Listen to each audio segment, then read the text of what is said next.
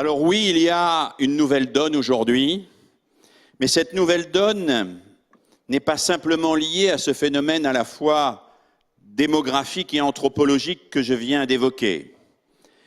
Elle est liée au fait que ce phénomène est en quelque sorte instrumentalisé d'une manière fantastique par un système commercial qui a fait de l'enfance un cœur de cible. Oui, mesdames et messieurs, nos enfants sont un cœur de cible pour les publicitaires. Oui, 43% des produits que les parents achètent en supermarché sont prescrits par leurs propres enfants. Oui, la publicité s'adresse prioritairement aux enfants, y compris et surtout dans ces émissions de télévision du matin que vous ne regardez pas ou peu, mais que 40 à 45% des enfants d'école primaire regardent. Émissions de télévision qui sont entrecoupées de spots publicitaires sans même que les génériques viennent marquer la césure entre le dessin animé et la publicité. Et là, dans cet état du matin, qui est un état d'attention flottante, les enfants reçoivent une multitude de messages subliminaux. Demande, exige, fais acheter. Et si on n'achète pas ce que tu demandes d'acheter, c'est qu'on ne t'aime pas. Il y a, me semble-t-il, aujourd'hui,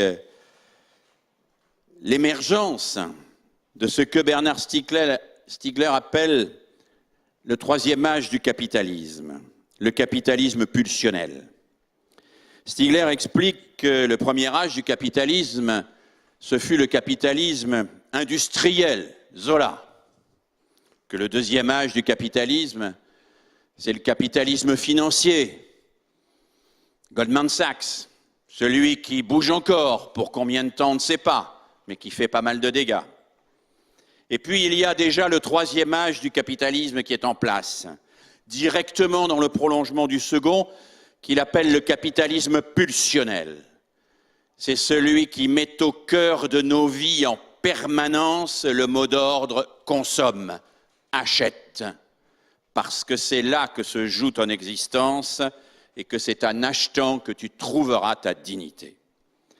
Il y a ce capitalisme pulsionnel qui nous renvoie en permanence à cette pulsion d'achat que l'enfant intériorise très vite et qui lui fait développer très tôt des comportements parfois à caractère compulsif.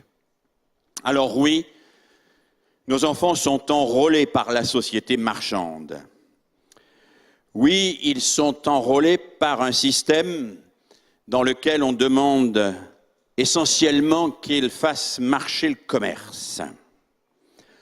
Oui, ils sont enrôlés parce qu'on fait appel au quotidien et plusieurs fois par jour à leur pulsion. Et la pulsion, mesdames et messieurs, ce n'est pas le désir. Ce qui caractérise une pulsion, c'est que quand elle est en quelque sorte assouvie, on revient à l'électroencéphalogramme plat. Alors que le désir a cette capacité fabuleuse que quand il est réalisé, comme le disait le poète René Char, il demeure désir. Le désir de savoir nous aide à apprendre, mais ce n'est pas parce qu'on a appris qu'on n'a plus de désir de savoir. Plus on apprend, plus on a désir de savoir. De la même manière, le désir de l'être aimé n'abolit pas le désir de sa présence, mais au contraire, si c'est vraiment l'être aimé, il active le désir de cette présence. Le vrai désir demeure désir, alors que la pulsion meurt quand on lui a donné satisfaction. La pulsion renvoie à notre cerveau reptilien, elle renvoie à l'animal qui est en nous. Le désir renvoie à ce que nous construisons, ce qui nous construit aussi. Le désir renvoie à la capacité que nous avons d'anticiper le futur, de nous donner un avenir possible, d'imaginer cet avenir et de le construire. Alors aujourd'hui, bien sûr, le grand danger, c'est que nos enfants vivent dans la réalisation permanente de la pulsion, et n'aient plus le temps dans ce monde-là de construire des désirs. La pulsion, c'est tout de suite, immédiatement. Tout de suite, immédiatement. La pulsion, c'est ce qui n'aide pas à penser, mais qui abolit la pensée, qui vous empêche même de penser, parce qu'il faut courir après la satisfaction immédiate et non pas réfléchir aux enjeux de ce que l'on va faire, de ce que l'on va dire, de ce que l'on va construire.